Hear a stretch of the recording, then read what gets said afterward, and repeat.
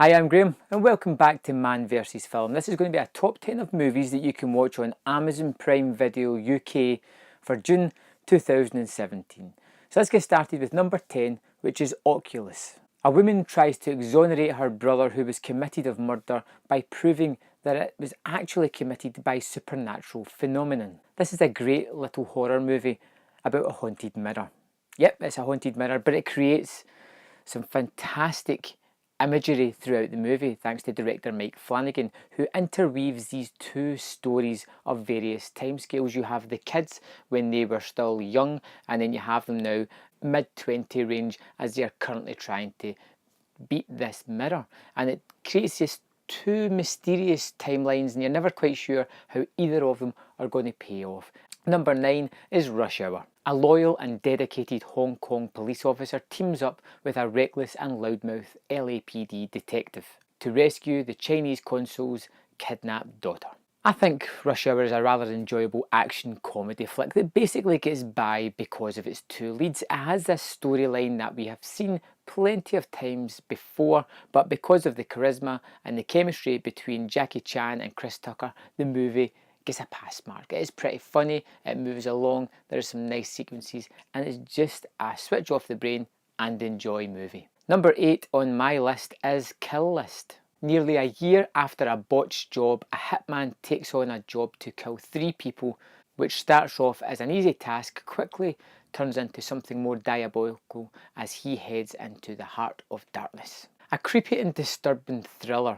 The movie does an incredible job of building mood and increasing levels of stress and violence as this guy slowly unravels throughout the movie. It's very violent, but the violence is integral to the storyline as well, so you can kind of justify it in that means. This is a movie that will get under your skin. Number 7 is Hana, a 16-year-old girl who was raised by her father to be the world's best assassin, is dispatched on a mission across Europe but is being tracked by a ruthless intelligence agency operative and her henchmen. This is full of terrific performances and some spectacularly shot action set pieces. I'm thinking particularly of the one with Eric Bana in the underground station that just kind of revolves around them, and it's something unusual and it looks pretty good. It kind of mixes the sort of genre action movie with kind of art house sensibilities, and it creates an exciting adventure movie that you can't help be drawn into. Number 6 is American Sniper. Navy SEAL sniper Chris Kyle's pinpoint accuracy turns out into a legend amongst his peers. This is a true life story that deals with Chris Kyle's sort of legendary status in the wars, but also how he tries to adapt back into society when he's not fighting this war, and how he struggles to succumb to just general living, and how he deals with his wife and his kids. And whether you think it's war propaganda or not, it is an interesting story, well told. Number 5 on my list is Get Hard.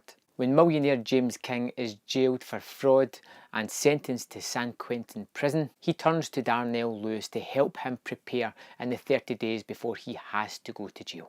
The plot is basically there just as a framework. This is all about Will Ferrell and Kevin Hart and their brand of comedy, and it just basically gives them a chance to improvise, and whether you like these two guys is basically going to be the crux of whether you enjoy this movie or not. Number 4 is End of Watch. This film follows the daily grind of 2 police officers in Los Angeles who are partners and friends, and what happens to them when they come up against forces that are greater than them. It's kind of shot in a found footage type of way, with Jake Gyllenhaal's character recording his daily grind. He has like GoPros attached to him, he has a handy cam that he carries around taking shots, and it's part of the reason why the movie gets you so involved. It takes you into the sort of quieter moments of these people's lives, and the sort of action is that shaky cam kind, but it works terrifically well as it creates a real mood and aesthetic for this movie and creates a sort of air of real danger for these 2 police officers who, because of the performances and the charisma between the cast,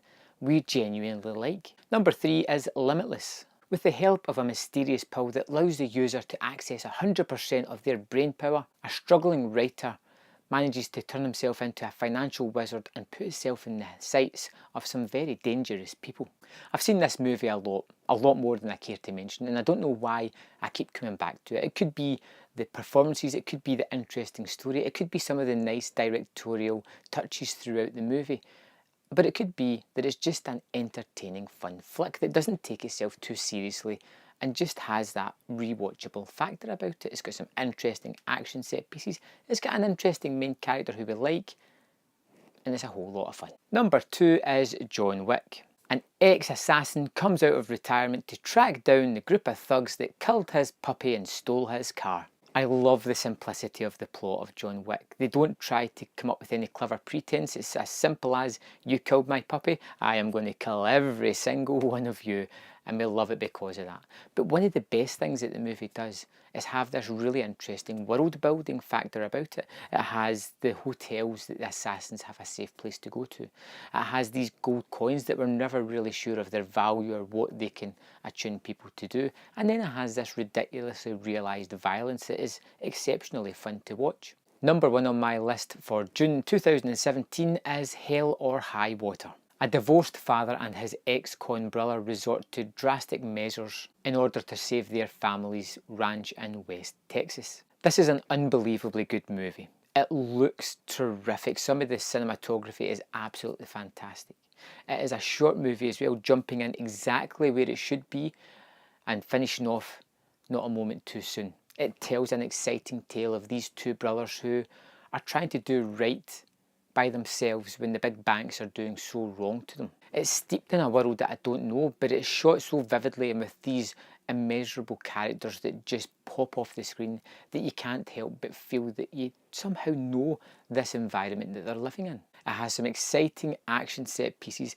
It's got a very likeable cast who you want to see survive, even though you know it's probably against the odds. It's terrifically well told, terrifically shot, perfectly acted, and is one of the best movies that I've seen this year. I can understand fully why it was nominated for the Best Picture Oscar. So that's what I have for you this month. If there's anything I missed, let me know in the comment box below, and I'll see you next month on Man vs Film.